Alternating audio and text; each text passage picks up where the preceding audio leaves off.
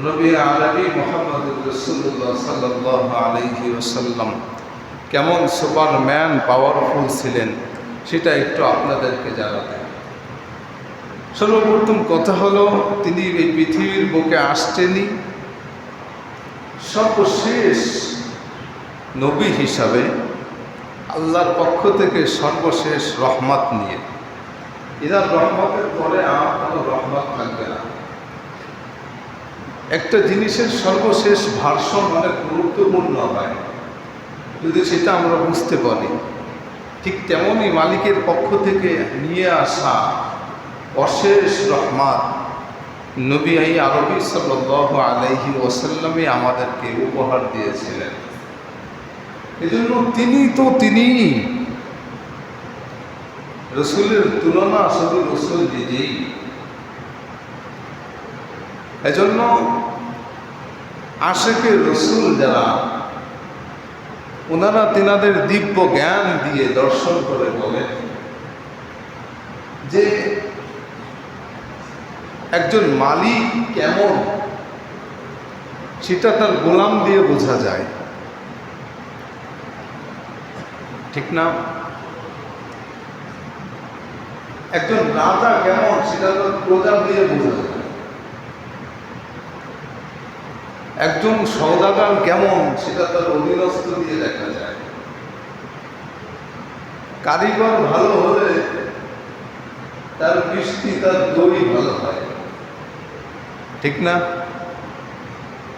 মিষ্টি খেয়ে বলে এত সুন্দর মিষ্টি কোথা থেকে আল্লাহ বন্ধু? বলে তুমি জানো না, কালিয়াকৈরের বিখ্যাত মিষ্টি প্রস্তুতকারী, হ্যাঁ, সুদেন বলায়ের মিষ্টি, এমন বলে কি বলে, ওর মিষ্টির তো তুলনা হয় না, ঠিক না? আমরা বলি কিন্তু, অর্থাৎ মিষ্টি খেয়ে মিষ্টি যেমন হবে এই মিষ্টি বলে দিবে কারিগরটা কেমন, ঠিক না? একটা বাসে আমরা চড়ে যদি সুন্দর মতো যেতে পারি তাহলে গন্তব্যে নেমেই আগে ড্রাইভারের প্রশংসা করি। ড্রাইভারটা কেমন পাকা, দেখো এতটা পথ যানজটের ভিতর দিয়ে কত সূক্ষ্মভাবে আমাদেরকে গন্তব্যে নিয়ে গেছে। আমরা একটা নড়াচড়া বা সামান্য অনাকাঙ্ক্ষিত ব্রেকও অনুভব করিনি। এই জন্য হয়তো আমাদের প্রশ্ন থাকতে পারত যে আল্লাহ, আপনি তো বলেন আপনি মালিকের মালিক, আপনি রাজার রাজা, বাদশার বাদশাহ, আর আমরাও বিশ্বাস করি যে হ্যাঁ আপনি মালিকেরও মালিক, রাজারও রাজা, বাদশারও বাদশাহ, আপনি একচ্ছত্র অধিপতি। এই দুনিয়া আখেরাত, এই আর্থ, ওই হেভেন্স সব আপনারই, এটা আমি বিশ্বাস করি মালিক।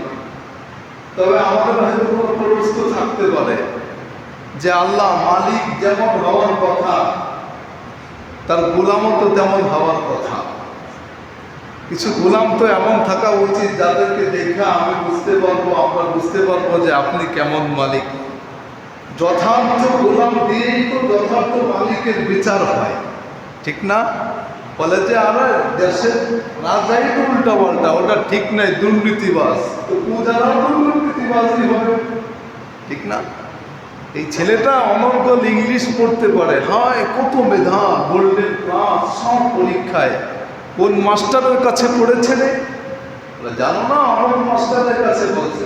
হ্যাঁ তাই তো আমি, হ্যাঁ ছাত্র দেখা মাস্টার চেনা যায় মালিক। তো আপনার এমন একটা গোলাম যদি থাকতো, আমাদের হয়তো প্রশ্ন হয়েছে যে ওনাকে দেখে আমি আপনাকে চিনতে পারতাম। তো আল্লাহ কেমন যেন বললো, হ্যাঁ এটাই তো হওয়া দরকার, জগতের নিয়মও এইটা যে গোলাম দেখা মালিক চেনা যাবে।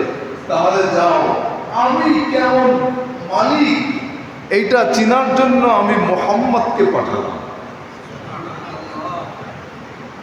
মুহাম্মদকে দেখা বুঝবো আমি কেমন মালিক, আমি কেমন মালিক, মুহাম্মদ তোমাদেরকে দেখাই দিচ্ছে। এই জন্য কেউ যদি বুঝতে চায় যে মালিক কেমন, তাহলে সে যেন মোহাম্মদকে দেখে, তাহলে বুঝতে পারবে। হায় হায় হায়, মানুষ যদি হয় এত সোনা, মানুষ যদি হয় এত ভালো, মানুষ যদি হয় এত অর্জিত, মানুষ যদি হয় এত প্রশংসিত, মানুষ যদি হয় এত মহিমান্বিত, তাহলে এই মানুষটার মালিকটা কেমন, এটা মোহাম্মদকে দেখে বুঝলাম। নাস্তিকদেরকে আল্লাহ মনে এই মেসেজই দিছে, তোমরা বলো যে মালিক নাই, আগে মোহাম্মদের স্টাডি করো, তারপরে তুমি সিদ্ধান্ত নাও যে সৃষ্টিকর্তা আছে কি নাই।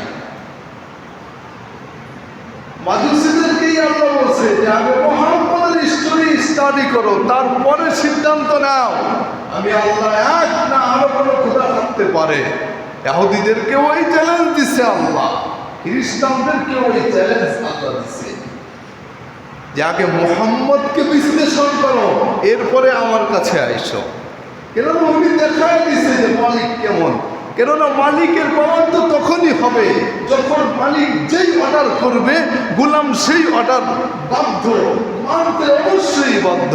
তা আল্লাহ বলে জন্ম থেকে মৃত্যু পর্যন্ত মোহাম্মদকে যতটা অর্ডার করেছি, এক চুল পরিমাণ অর্ডারের হেরফের করে নাই, হেরফের করে নাই।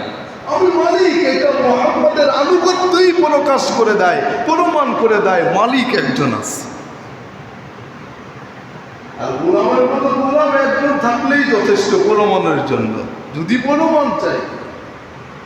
এই জন্য আল্লাহ মোহাম্মদকে পাঠাইছিলেন। হয় হয় হয়, কেউ যদি আবার প্রশ্ন করে যে আল্লাহ রহমত কি জিনিস, খালি শুনছি একটা আরবি শব্দ, এটা তো দেখা যায় না, ধরা ছোঁয়া, বাতাসও অনুভব করা যায়, কিন্তু আমরা সাধারণ আওয়াম, আমরা তো রহমতকে অনুভব করতে পারি না। মালিক বলে কোনো রহমত যদি মানুষের রূপ ধারণ করে, সুরত ধারণ করে পৃথিবীতে নামে, তাহলে সে হলো মুহাম্মদুর রাসূলুল্লাহ সাল্লাল্লাহু আলাইহি ওয়াসাল্লাম। কারণ যদি রহমতকে দেখতে ইচ্ছা করে, তাই মুহাম্মদের দিকে তাকা। মুহাম্মদের চুল থেকে একেবারে পায়ের আঙ্গুল পর্যন্ত পুরোটাই রহমত, পুরোটাই রহমত। কেননা ওমা আরসালনাকা ইল্লা রাহমাতাল লিল আলামিন, আরে আমি তোমারে তো এই জগতের জন্য রহমত হিসেবে পাঠাইছি। এই জন্য কারো যদি রহমত দেখতে ইচ্ছা করে, তাহলে সে যেন মুহাম্মদের দিকে তাকায়। কেননা মুহাম্মাদই তো রহমত, রহমতের খনি। এই জন্য মুহাম্মদ আসছিলেন আল্লাহর প্রমাণ দিতে, মুহাম্মদ আসছিলেন রহমত নিয়া। কেমন রহমত, হায় হায় হায়, যে রহমতের কোনো শেষ নাই, যে রহমতের কোনো শেষ নেই, যে রহমতের সৌন্দর্য বড় অপার, বড় গৌরবময়। কেমন গৌরবময় আমরা সকলেই জানি। বুখারী মুসলিম শরীফের হাদিস আছে, আব্দুল্লাহ আনাস ইবনে মালিক রাদিয়াল্লাহু তাআলা আনহু থেকে হাদিস, আব্দুল্লাহ ইবনে মাসউদ রাদিয়াল্লাহু তাআলা আনহু থেকে হাদিস, সবই সহিহ শুদ্ধ হাদিস।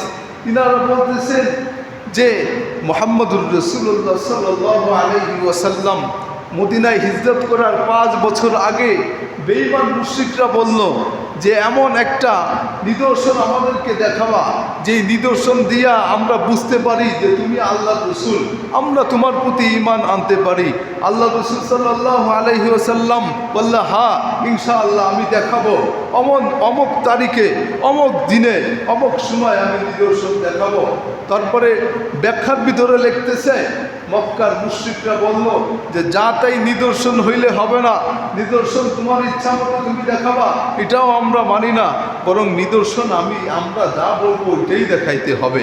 তোমার কি কারিশমা, তোমার কি মুআজিজা, দেখি তুমি রসুল কি রসুল না। এই জন্য তারা দাবি করে বসলো যে আমরা তো জানি তোমার আগে পরের হাব ভাব দেখা, আগে পরের কর্মকাণ্ড দেখা তোমাকে জাদুকর ছাড়া আর কিছু মনে হইল না। এই জন্য আমরা এখন এমন একটা নিদর্শন দেখতে চাই যেটা জাদুর এরিয়ারও বাইরে, এই দুনিয়ার সাথে যার খানা নাই, যেই জিনিসটা আসমানে অবস্থান করতেছে, আমরা তোমার কাছ থেকে দেখতে চাই এই পুরা পূর্ণিমার চাঁদটাকে 2টা খণ্ড করে দেখাইবা। বুঝতে পারছেন? 2 খণ্ড করে। আল্লাহ রসুল বলে, হ্যাঁ আল্লাহ যদি তাই তাই হবে। দিন তারিখ ঠিক হইল। আল্লাহ রসুল সাল্লাল্লাহু আলাইহি ওয়াসাল্লাম শুধুমাত্র আঙ্গুলের ইশারা দেওয়ার সাথে সাথে আস্ত একটা চাঁদ দুই ভাগ হইয়া দুই দিকে ছড়ায়া পড়ল। চাঁদটা যখন ছড়ায়া পড়ছে তখন সবাই একত্রে বলে উঠছে যে সুহিরাল কমরু, আরে চাঁদকে জাদু করা হয়েছে, তো এক জাদুকর। কি কয়? আমি শুধু মনে করি এইগুলো পড়ি আর হায় হায়, হিদায়াত যার কপালে নাই রে, হিদায়াত তার পাশ দিয়ে অতিক্রম করা যায়, হিদায়াত তার গা ছুঁয়া যায়, হিদায়াতটাকে টাচ করা যায়, কিন্তু ও ধরতে পারে না, ওর কপালে না থাকে। আল্লাহ রাসূল চাঁদ পর্যন্ত তাদেরকে নিদর্শন দেখায়া এটা তাদের সামনে পেশ করছিল, প্রমাণ করছিল যে বিশ্বাস কর, মক্কার মুশরিকরা বিশ্বাস কর, ইহুদিরা বিশ্বাস কর, তোরাই না বলছস আমি আসার আগে তাওরাত পড়া পড়া, ইনজিল পড়া পড়া, জাবুর পড়া পড়া যে মুহাম্মাদের আগমন হয়ে গেছে, মুহাম্মাদের আগমন শুভ হোক। আবার আমি সেই মুহাম্মদ, আমি নিজেই বলতেছি মুহাম্মদ, এখন নিজেদের নেতৃত্ব ছুটে যাওয়ার ভয়ে আমাকে অস্বীকার করতেছো। বিশ্বাস কর, বিশ্বাস কর। আমি চাঁদকে দুই খণ্ড করে আল্লাহর অনুমতিতে দেখাইলাম, এরপরেও তোদের বিশ্বাস হয় না। কপাল পোড়ার দর তারপরে বলে হায় হায় হায়, বড় কঠিন জাদু। কিন্তু আবার কিছু কিছু পণ্ডিত বইলেই ফেলছে যে রাখো, সূত্র তো মিলতেছে না। আমরা যতদূর জানি যে এটা যদি জাদু হয়, জাদু, তাইলে এইটা চাঁদে মানে আসমানে কাজ করবে না, কারণ জাদু যেই জিনিসে করা হয় সেই জিনিস উপস্থিত থাকতে হয়। এটা তো পৃথিবীর গণ্ডির বাইরে, আসমানে। আর আমরা যতদূর জানি আসমানে দুনিয়া থেকে জাদুর পাওয়ার কাজ করে না। তাহলে প্রমাণের জন্য একটা সিস্টেম করি, একটা সিস্টেম অবলম্বন করি। এই মুহূর্তে যারা আশপাশে কাফেলা নিয়ে ব্যবসার জন্য গেছিল, যারা বিভিন্ন মরু অঞ্চলে ছিল, তারা যখন কাফেলা নিয়ে আসবে তখন তাদেরকে জিজ্ঞাসা করব যে আমরাই শুধু দেখলাম চোখের ধাঁধায় যে দুই টুকরা হইল চাঁদ, নাকি ওরাও দেখছে? বলে হ্যাঁ তাই হবে। এরপরে এক এক করে যখন দূর দূরান্তের কাফেলা আসলো তখন এক একজন এসে জিজ্ঞাসা করলো, তোমরা কি আজকে আসমানে কোনো অদ্ভুত ঘটনা দেখছো চাঁদের সাথে ঘটতে? তখন তারা এক এক করে সাক্ষী দিল, হ্যাঁ আজকে আমরা দূর থেকে তাকায় দেখলাম হঠাৎ করে চাঁদটা দুই ভাগ হয়ে দুই দিকে মেলা যায়, আবার এক জায়গায় জোড়া লাগা গেল। বেঈমানের দল তারপরেও ঈমান আনে নাই। নিজেদের সামনে সর্বোচ্চ প্রমাণ মেলে ধরার পরেও এরা ঈমান আনে নাই, কারণ এদের কপালে হিদায়াত ছিল না, ছিল না এদের কপালে হিদায়াত। আল্লাহ রাসূল, আল্লাহ এদের কোলে পাঠাইছিলেন, চাচাদের কোলে পাঠাইছিলেন ভাতিজারে। আরে শৈশবে তো চুমাও খাইছিলেন। মুহাম্মদকে কত লালন পালন, কোলে নিয়ে কত ভালোবাসা। কিন্তু হায় কৈলিন্য প্রথার কারণে, বংশ অহংকার গৌরবের কারণে সামান্য মুহাম্মদকে তুচ্ছ জ্ঞান করে এদের প্রতি ঈমান আনতে পারে নাই। এদের কপালের রহমত দোল খাইছে কিন্তু হিদায়াত হয় নাই। রহমত দোল খাইছে এদের কোলে, এদের কোলে হিদায়াত দোল খাইছে কিন্তু হয় নাই। বাগিয়ার মানুষ সিজদায় লুটাইয়া পড়া কান্দা উচিত যে আমি আর আপনি আরব থেকে 1000 কিলোমিটার দূরে, কিন্তু মালিক যারা কোনোদিন দেখেন নাই, যার দেশ হয়তো কোনোদিন পাড়ান নাই, আরবের কোনো মসজিদের মিনারা হয়তো সচক্ষে দেখেন নাই, আরবের দেশের চাঁদটাকেও সেখানে গিয়ে দেখেন নাই, আরবের দেশের চাঁদের সূর্যটাকেও দেখেন নাই, তাদের নক্ষত্রগুলোও তাকায় দেখেন নাই, কিন্তু মালিক নিজ রহমতে আরব থেকে 7000 কিলোমিটার দূরের এই ভূখণ্ডে আমার আর আপনারে মুহাম্মাদের গোলাম উম্মত বানাইছে। সুবহানাল্লাহ।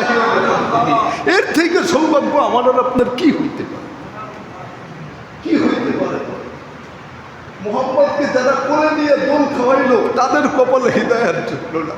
আর আমার আর আপনার আল্লাহ কি ভালোবাসছে, জীবনে যার দেশ দেখি নাই, যার ছোঁয়া পাই নাই, যে বালুতে তার চরণের ধুলি মিশা আছে, ওই বালু এখনো আমরা পাড়াইতে পারি নাই। না একটা খেজুর গাছ দেখছি আরবের, না খেজুর গাছের ফাঁকের টিকটিকি লুকায়া রয়েছে ওইটা দেখছি, কিছুই দেখি নাই।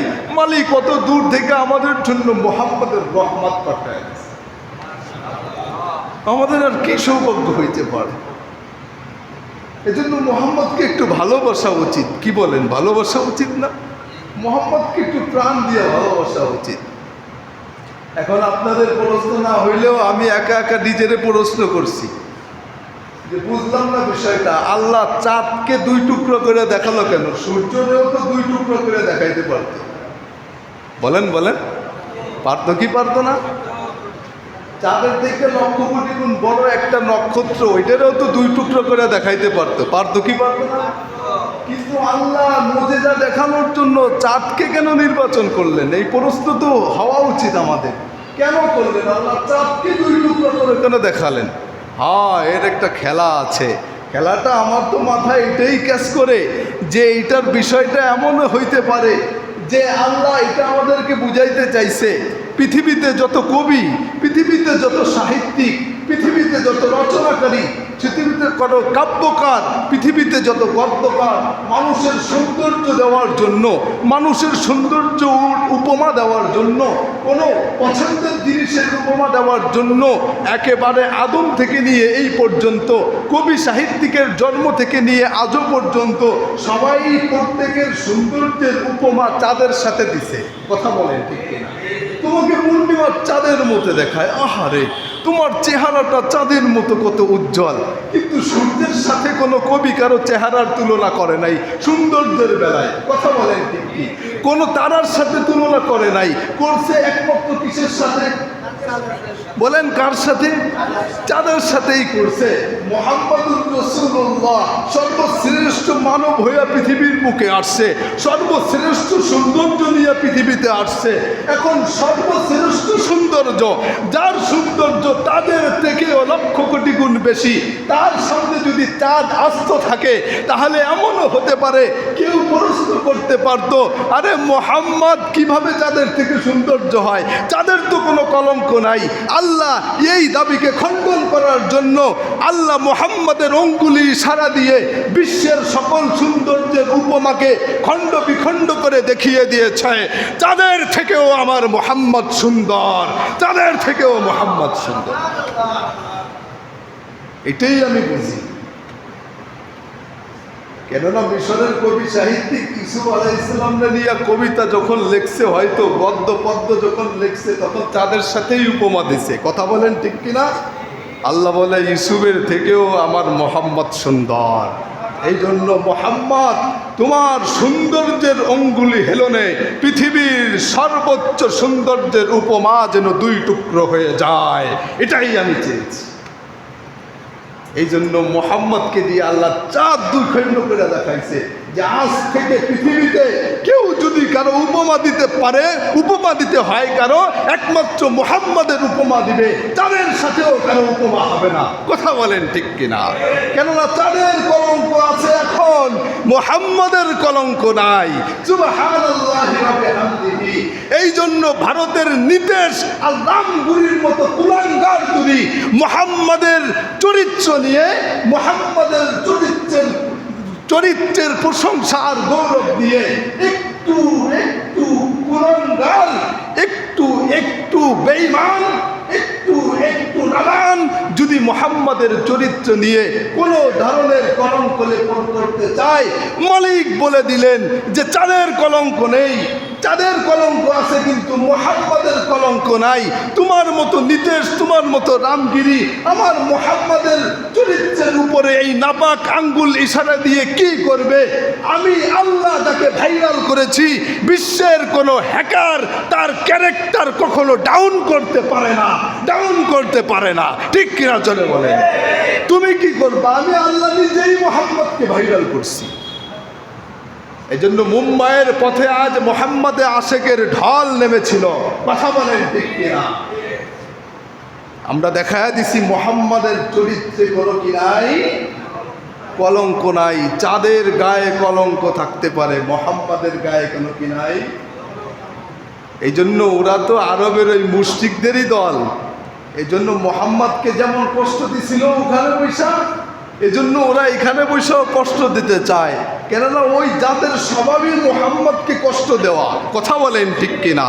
আর আমাদের স্বভাব হলো মোহাম্মদের চরিত্রে যদি কোনো পশমের টুকাও পড়ে তাহলে নিজের জান দিয়ে, নিজের জীবন দিয়ে, নিজের সর্বোচ্চ দিয়ে তার প্রতিবাদ গড়ে তোলা।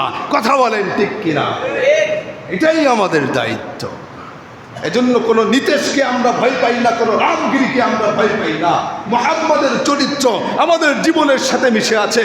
মুহাম্মাদের ভালোবাসা আমাদের রক্তের গুণা, মুহাম্মাদের ভালোবাসা আমাদের ধমনীতে, মুহাম্মাদের ভালোবাসা আমাদের শিরা উপশিরায়। মুহাম্মাদের চরিত্রের এক ফুটা অপমান আমাদের হৃদয়ের সবটুকু রক্তকে ক্ষরণ করে তুলে। কথা বলেন ঠিক কিনা? এটা বুঝতে হবে বন্ধু। মোহাম্মদ যে অঙ্গুলি ইশারায় চাঁদকে দুই খণ্ড করেছিলেন, আমার আর আপনার একটু গভীরভাবে বুঝতে হবে। মুহাম্মদুর রাসূলুল্লাহ সাল্লাল্লাহু আলাইহি ওয়াসাল্লাম যতগুলো পাওয়ার আল্লাহর কাছ থেকে আনছেন সব আমাদের জন্য রেখে গেছেন, সব আমাদের জন্য রেখা গেছেন। যদি আমার মোহাম্মদের অনুসারী হইতে পারি খোদার কসম, তাহলে আমাদেরও আঙ্গুল ইশারায় অনেক কিছুই সম্ভব। আল্লাহর ওলি একবার এক খেতে গেলেন, একজনে ডাকা আনছেন। মোহাম্মদের আশেক কেমন, মোহাম্মদের আশেক কেমন, মোহাম্মদের আদর্শে আদর্শবান হইলে তারও হাতের ইশারায় আল্লাহ অনেক কিছু চেঞ্জ করতে পারেন। ওইটারই একটা উপমা দিতেছি। আল্লাহর ওলি খেতে গেছেন তরমুজ খেতে। কি খেতে? তরমুজ খেতে গেছেন। খেতলা বলতেছেন যে হুজুর আয়সা একটু দোয়া করে যান, দেখেন আমার এই খেতের তরমুজগুলো অনেক ছোট ছোট হয়, একটু দোয়া করেন আল্লাহ যেন তরমুজগুলোকে একটু বড় বড় করে দেয়। তো ওই আশিকুর রসুল তখন দুই হাতটাকে ইশারা করে এমন বলছিল যে এত বড় বড় হইতে পারে না, এত ছোট ছোট হয় কেন? খেতলা বর্ণনা করেন খোদার কসম, এই আশেকে রসুল নিজের হাত দিয়ে দেখাতে গিয়ে ঠিক যত দূর নিছিলেন যে এত বড় হইতে পারে না, পরের বছর থেকে ঠিক ওই সাইজের তরমুজই আমার খেতে হয়, এর থেকে এক চুল বড়ও হয় না ছোটও হয় না। ওই যে আঙ্গুলি ইশারা করছিলেন, হাত ইশারা করছিলেন, কেননা মোহাম্মদের ওই ইশারার পাওয়ার ওইটা আমাদের জন্য রেখা গেছেন। যদি তার আদর্শে আদর্শবান হইতে পারতাম তাহলে আমরা হাত ইশারা করলে অনেক কিছু হয়ে যেত। যেমন এই আশেকে রসুল খাতের ভিতরে করে দেখাইছে, কেন পাক্কা রসুল আশেকে রসুল তো খালি এইটাই বলছে যে আল্লাহ কি এত বড় বড় সাইজের তরমুজ দিতে পারে না? উনি বলে যে যতটুক দেখাইছিলেন হাত ঠিক ততটুকুই হয়েছে। উনি বলতেছে আরো অবাক করার বিষয় হইল, অনেকে টেস্ট করার লেগা আমার সমস্ত তরমুজ, আমার সমস্ত বাঙ্গির এই বিচিগুলা নিয়ে অন্যের খেতে লাগাইছে, দেখা যাক কি হয়। কিন্তু পরবর্তীতে এই বিচি থেকে যেই বাঙ্গি হয়েছে ওইটা আগের সাইজের মতোই হয়েছে, আগের মতোই হয়েছে। তা আমি আর আপনি যদি আশেকে রসুলি হইতে পারতাম তাহলে আঙ্গুল ইশারা দিলে অনেক নড়াচড়া শুরু হয়ে যেত, অনেক নড়াচড়া শুরু হয়ে যেত। কেননা এই পাওয়ার আল্লাহ রসুল নিয়ে যায় নাই, আমাদের জন্য রেখা গেছে। ওই ঘটনার পাওয়ার শোনাইতে গেলে আবার অনেক দ্বীপ চলে যাবে, আজকে তো সারাংশটাই না যাই। এই জন্য মুহাম্মদুর রাসূলুল্লাহ সাল্লাল্লাহু আলাইহি ওয়াসাল্লাম এমন মানুষ যার চরিত্রে কোনো কি নাই,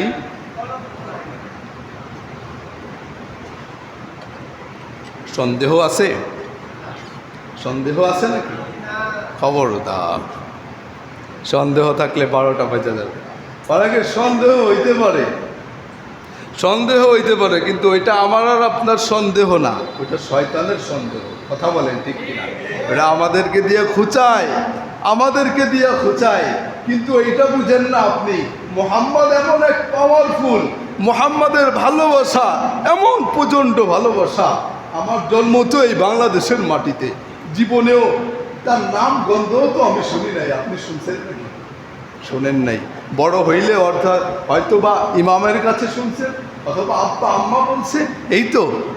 তারপরে অজানা মোহাম্মদ, অদৃশ্য মোহাম্মদ যে রওজা মুবারকে শুয়ে আছে, তার ভালোবাসায় নিজের অজান্তেই আমার বুক, আপনার বুক ভরে যায়। কথা বলেন ঠিক কিনা? এই পাওয়ার একমাত্র মোহাম্মদের আছে, অন্য কারো নাই, অন্য কারো নাই। হ্যাঁ, আমি তো এটা মনে করি, বাগিয়ার কোনো মানুষকে এখন যদি বলে তোমার সামনে তোমার স্ত্রী পুত্র সবাইকে জবেহ করব, বিনিময় তুমি বলো যে মোহাম্মদ আমার রসুল না, আমার মনে হয় এমন কাউকে খুঁজে পাওয়া যাবে না যে এই কথা না বলবে যে আমার সামনে আমার স্ত্রী জবাই হবে, আমার পুত্র জবাই হবে, আমার ছেলে জবাই হবে, আমার পিতা জবাই হবে, আমার মা জবাই হবে, আমার ভালোবাসার মানুষটা জবাই হবে, সব জবাই হয়ে এখানে আমার চোখের সামনে মাজলুমদের অত্যাচারের রক্তের স্রোত বয়ে যেতে পারে, কিন্তু মোহাম্মদকে যে হৃদয়ে ঠাঁই দিয়েছি, এই হৃদয়ে মোহাম্মদ থেকে আর কোনো দিন বের হবে না। কথা বলেন ঠিক কিনা? সবাই চলে যেতে পারে, আমিও চলে যেতে পারি, কেননা আমি তো হাবিব ইবনে জিয়াদের উত্তরসূরি, যাকে ধরে বলা হয়েছিল যে তোমার একটি হাত কাটবো, হাতটি রক্ষা করা যেতে পারে একমাত্র কারণ, একমাত্র উপায়, বলো যে মোহাম্মদ নবী না আমি নবী। সে বলেছিল আমার হাত চলে যাবে, কিন্তু মোহাম্মদ খাতামুন নবিয়্যিন, আবার তার আরেকটা হাত কাটা হলো, বলল যে এবার বলো যে আমি নবী, মোহাম্মদ নবী না, না হলে পাও কাটা যাবে। তিনি বলল দুই হাত চলে গেছে, তবুও মোহাম্মদ খাতামুন নবিয়্যিন। আবার তাকে ধরে এক পাও কেটে ফেলা হলো, বলল যে এখনো সময় আছে, বলো মোহাম্মদ নবী না আমি নবী। তিনি বলল এখনো মোহাম্মদ খাতামুন নবিয়্যিন। আবার আরেক পাও কাটা হলো, বলল এখনো সময় আছে, বলো এখনো তোমার বাম পাশে এখনো জান আছে, তোমার হৃদয়ের স্পন্দন এখনো বাকি আছে, বলো মোহাম্মদ নবী না আমি নবী।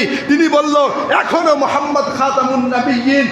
আর শেষ হৃদয়ের স্পন্দটুকু থাকার সময় পর্যন্ত হাবিব ইবনে জিয়াদ এই মুখ থেকে শাহাদাত বাক্য পাঠ করে প্রমাণ দিয়ে গেছিলেন যে শুধুমাত্র আশিকে রসুল হাবিব ইবনে জিয়াদ নয়, কিয়ামতের আগ পর্যন্ত লক্ষ লক্ষ আশিকে রসুলকে জালেমরা হয়তো কেটে কুচি কুচি করতে পারে, কিন্তু এই মুখ থেকে যেই নবীকে একবার খাতামুন নবিয়্যিন বলেছি, সর্বশ্রেষ্ঠ রহমতের নবী বলে মেনেছি, এই জবান মৃত্যুর আগ পর্যন্ত মুহাম্মাদের খাতামুন নবিয়্যিন সাক্ষ্য দিয়েই যাবে, দিয়েই যাবে, দিয়েই যাবে। কথা বলেন ঠিক কিনা?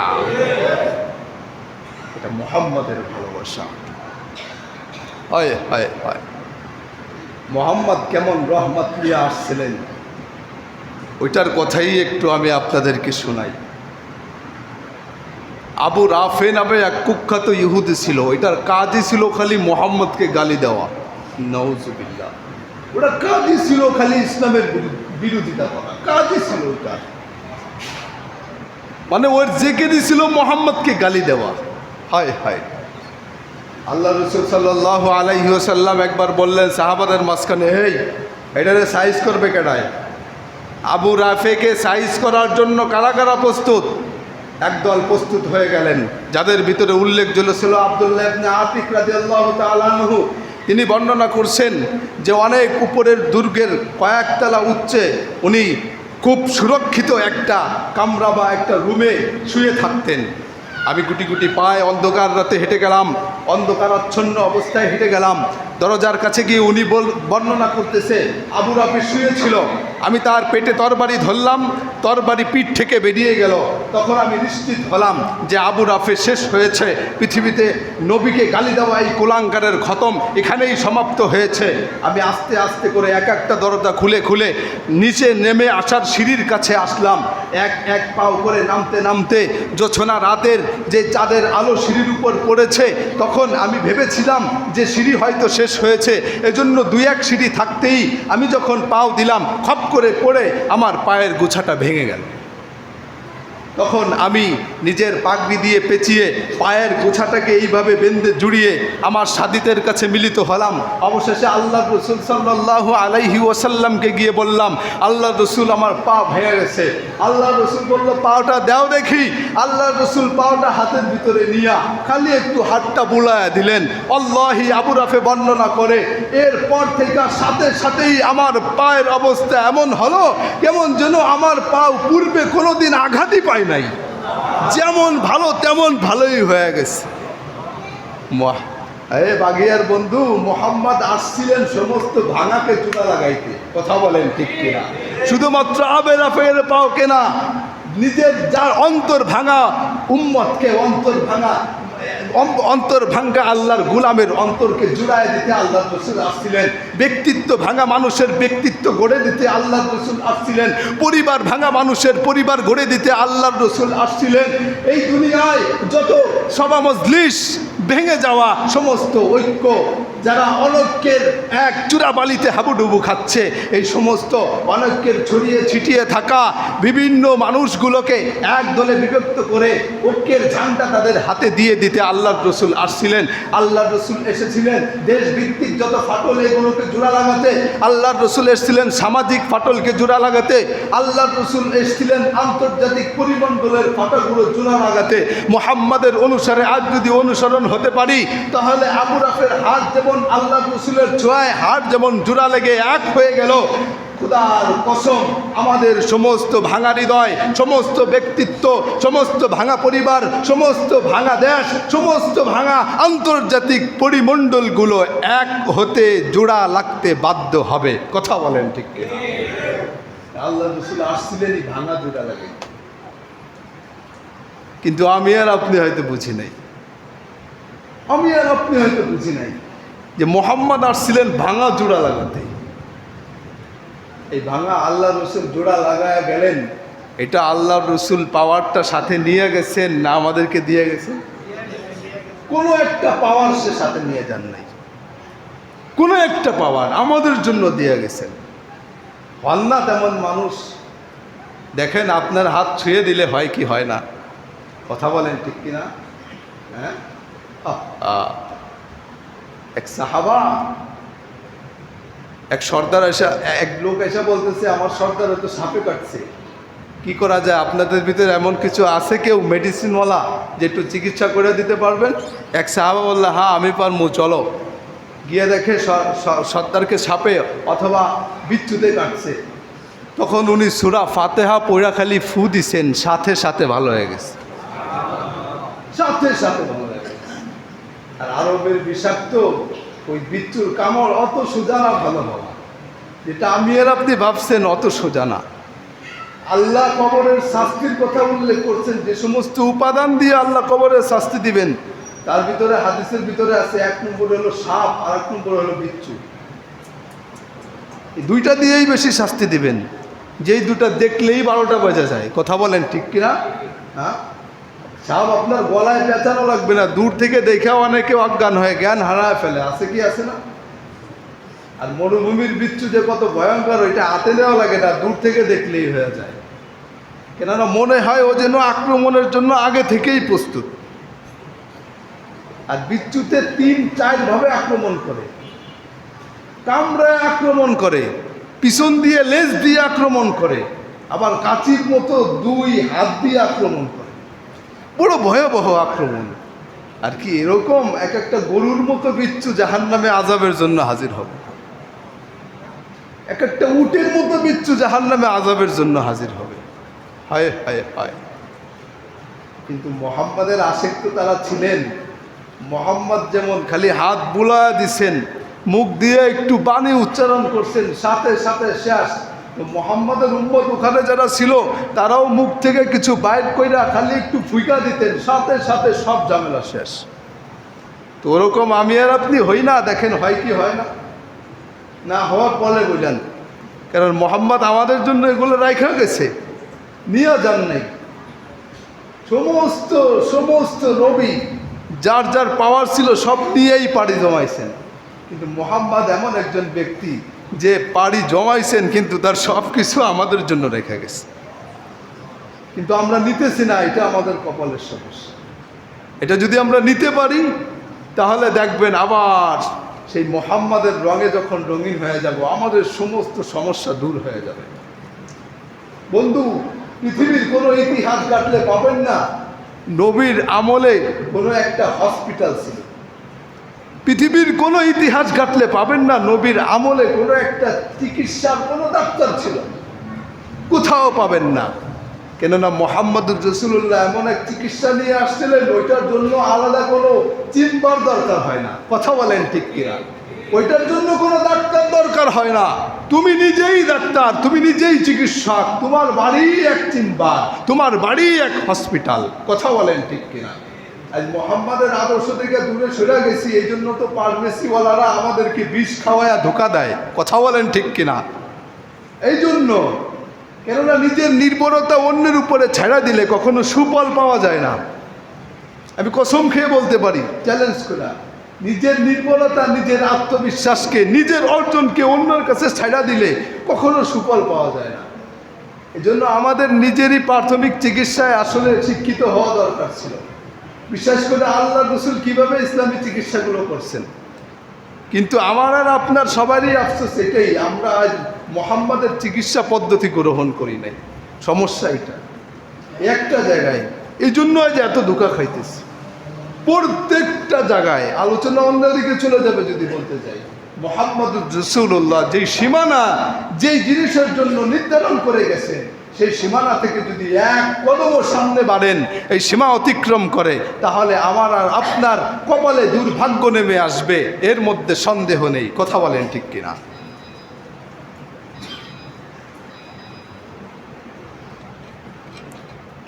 মুহাম্মদের রহমত কেমন আপনাদেরকে হালকা একটু শোনাই, যে কি রহমত নিয়ে উনি আসছিলেন। জাবের রাদিয়াল্লাহু তাআলা আনহু বর্ণনা করেন, খন্দকের যুদ্ধের সময় আমরা যখন পরীক্ষা খনন করি, তখন বিশাল এক পাথর আমাদের সামনে বাধা হয়ে দাঁড়াচ্ছিলেন, কিন্তু আমরা কেউ ভাঙতে পারতেছি না, কেউ ভাঙতে পারতেছি না। জয়া রহমাতাল্লিল আলামিনকে সংবাদ জানালাম, বিশাল এক পাথর সামনে বাধা হয়ে রয়েছে, কি করব বুঝতে পারতেছি না। আমরা কেউই তো ভাঙতে পারতেছি না। কারণটা কি? মুহাম্মদুর রাসূলুল্লাহ বললেন, আমি নিজেই তোমাদের খনন কাজে শরীক হব,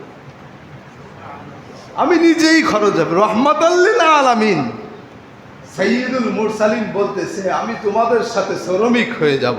সুবহানাল্লাহি ওয়া বিহামদিহি। আর আমাদের দেশের মাতুব্বরদের অবস্থা কি? খালি একটু গদি পাইলেই হয়, কেমন যেন নিজেই আল্লাহ হয়ে গেছে। কথা বলেন ঠিক কিনা? কারণ মুহাম্মাদের আদর্শ তো নাই। মুহাম্মাদের আদর্শ ভিতরে থাকলে তাহলে সে গোটা দুনিয়ার বাদশাহী পেয়ে যদি সুলাইমানও হতো, তাহলে তার মাথাটা সবসময় সিংহাসনে বসে নিচু থাকতো। কথা বলেন ঠিক কিনা? মুহাম্মদ বললেন, আমি নিজেই নামবো। নাইমা পাথর ভাঙা কোদাল দিয়া একটা আঘাত করলেন, এই বিশাল দুর্ভেদ্য পাথর ভাইঙ্গা তছনছ হইয়া বালুর সাথে মিলে গেল। কিন্তু জাবের রাদিয়াল্লাহু তাআলা বর্ণনা করেন, রাসূল সাল্লাল্লাহু আলাইহি ওয়াসাল্লাম যখন নিচে নামছিলেন, তখন তার পেটে পাথর বাঁধা ছিল। আর আমরাও 3 দিন পর্যন্ত কিছুই খাই নাই। 3 দিন পর্যন্ত আমাদের পেটেও পাথর বাঁধা, আমরা কিছু খাই নাই। তো আমি রসুলের মুখের দিকে তাকায় দেখলাম, জখমান সাদিদা, বড় ক্লান্ত, অনেক ক্ষুধার ছাপ আল্লাহর রসুলের মুখে ভাইসা উঠছে। আমি দৌড়ে চলে গেলাম এটা সহ্য করতে না পারা। হ্যাঁ, আল্লাহর আশেকে রসুল যারা, এটা রসুলের কোনো মলিন চেহারাকেও কোনোদিন সহ্য করতে পারে না। কথা বলেন ঠিক কিনা? আরে চরিত্রের আঘাত তো দূরের কথা, আল্লাহর রসুলের মলিন চেহারা, যেই আশেকে রসুলের অন্তরে ভালোবাসা আছে তার, সে কোনোদিন বরদাস্ত করতে পারবে না। কথা বলেন ঠিক কিনা? এই জন্য রঙ্গিলা রসুল যে লেখছিল, ওই যুবক যে বলতেছে কি যে রঙ্গিলা রসুল, আমার রসুলের চরিত্র নিয়ে হেরফের কইরা তুমি রঙ্গিলা রসুল দেখছো। ভারতেরই তো ঘটনা, ঠিক না? বলছিলে, হ্যাঁ এ বই তো আমিই দেখছি, রঙ্গিলা রসুল তো আমারই লেখা, কেন তোমার সন্দেহ আছে? বলে, না, সন্দেহ থাকলেও ওইটা নিশ্চিত হয়ে রয়েছি, কেননা এখন তোমারে আমি জাহান্নামে পাঠাবো। জায়গায় কতল করলেন, হত্যা করে দিলেন, জাহান্নামের লাকড়ি বানায় দিলেন। তাকে ধরা হলো, ধরা কোর্টে হাজির করা হলো। কোর্টে হাজির করা ওখানে ওলামা যারা ছিলেন, তারা কানে কানে বললো, একটা শর্তে বাঁচতে পারো। কোর্টের যারা আছে না, কোর্টের মুসলমান উকিল যারা আছে, তারা বললো যে একটা উপায় অবলম্বন করলে তোমাকে বাঁচায়া হয়তো দেওয়া যাইতে পারে। বলবা যে রঙ্গিলা রসুলের লেখককে হত্যা করার সময় তোমার মাথা ঠিক ছিল না, তাইলে বাঁচা যাইতে পারো। তখন উনি কানে কানে উকিলদের বলছিলেন, আরে উকিল, আমি এখানে দাঁড়ায় কি কইরা আমার মৃত্যুর থেকে আমি বাঁচা যাইতে পারি? আমি বলতে পারি যে রঙ্গিলা রসুলের হত্যাকারীকে হত্যা করার সময়, রসুলের ব্যাপারে কটুক্তকারীকে, রসুলকে অপমানকারীকে হত্যা করার সময় আমার মাথা ঠিক ছিল না। তুমি আয়সা শুনো, গত রাতে আমি স্বপ্নে দেখি আল্লাহ রসুল বলতেছে, যুবক, তোর জন্য আমি অপেক্ষা করতেছি।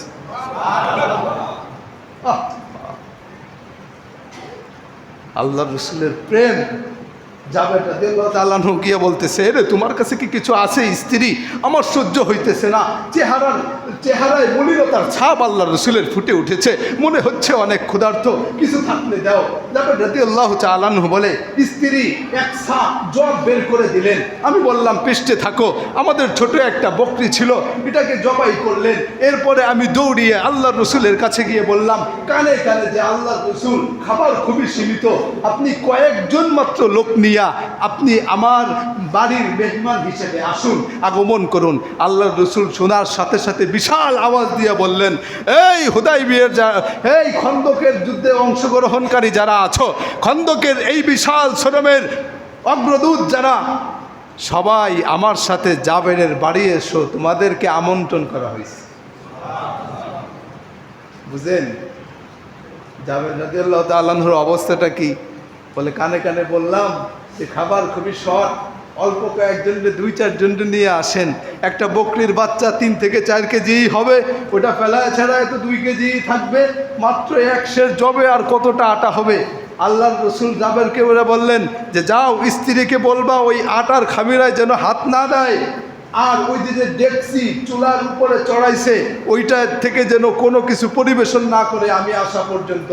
আল্লাহ রসুল সাল্লাল্লাহু আলাইহি ওয়াসাল্লাম এসে আটার খামিরা ধইরা আল্লাহর কাছে বরকতের দোয়া করে একটু লালা শুধু মাখায় দিছে, আবার ডেকচির কাছে গিয়ে একটু দোয়া করে একটু লালা মাখায় দিছে। এখন বলে, জাবেরের স্ত্রী, তোমার মতো রুটি বানাইতে পারে এমন আরো অনেককে ডেকে নিয়ে আসো। বলতেছে, না দেখা খামিরা ওখান থেকে আটা ছিল, আর রুটি প্রস্তুত করতে থাকো, রুটি প্রস্তুত করতে থাকো, আর এই ডেকচির পাতিল থেকে পরিবেশন করতে থাকো। জাবের রাদিয়াল্লাহু তাআলা আনহু বলে, আল্লাহি, খোদার কসম করে বলছি, আমরা সেদিন 1000 লোক ছিলাম। 1000 লোক তৃপ্তি সহকারে এখান থেকে রুটি ভরপুর খাসির মাংস দিয়ে, বকরির মাংস দিয়ে খেয়ে সকলে চলে যাওয়ার পরেও আমি তাকিয়ে দেখি আমার স্ত্রী আটার খামিরা থেকে আগের মতোই রুটি প্রস্তুত করতেছে, আর ওই বকরির ডেক থেকে আগের মতোই গোস্ত ভোনা উতলিয়ে পড়তেছে। এই লোক মোহাম্মদ এই পৃথিবীতে আসছিলেনই অল্প জিনিসকে বরকত দিয়া অনেক বেশি বানায় দিতে। কথা বলেন ঠিক কিনা? এই জন্য মোহাম্মদের আদর্শে যদি আদর্শবান হইতে পারি, হয়তোবা 4, 5, 10, 15 হাজার টাকা আমাদের রোজগার হবে, ইনকাম হবে মাসের, কিন্তু তার আদর্শের বরকতে, তার ওই রেখে যাওয়া পাওয়ারফুল হওয়ার বরকতে আল্লাহ ওই 10,000-এ 30,000 টাকার বরকত দিয়ে দিবে। কথা বলেন ঠিক কিনা?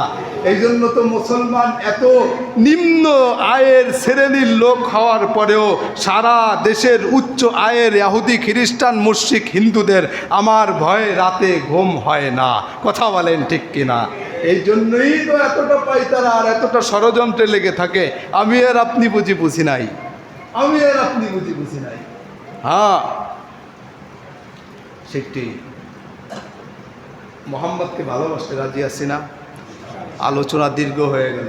সম্মানিত হাজিরিন, আমি একটা অনুরোধ এই রবিউল আউয়ালের শেষ জুমায় রাখতে চাই যে মুহাম্মদুর রাসূলুল্লাহ সাল্লাল্লাহু আলাইহি ওয়াসাল্লাম আমাদেরকে সব কিছু শিক্ষা দিয়েছিলেন, সাথে সাথে এটাও বলছিলেন, উম্মত, আমি সারাটা জীবন আল্লাহকে দিয়ে আসছি, একটু দান যতটা পারি ততটা তোমাদেরকেও একটু শিখায় গেলাম আল্লাহর ঘরে দেওয়া।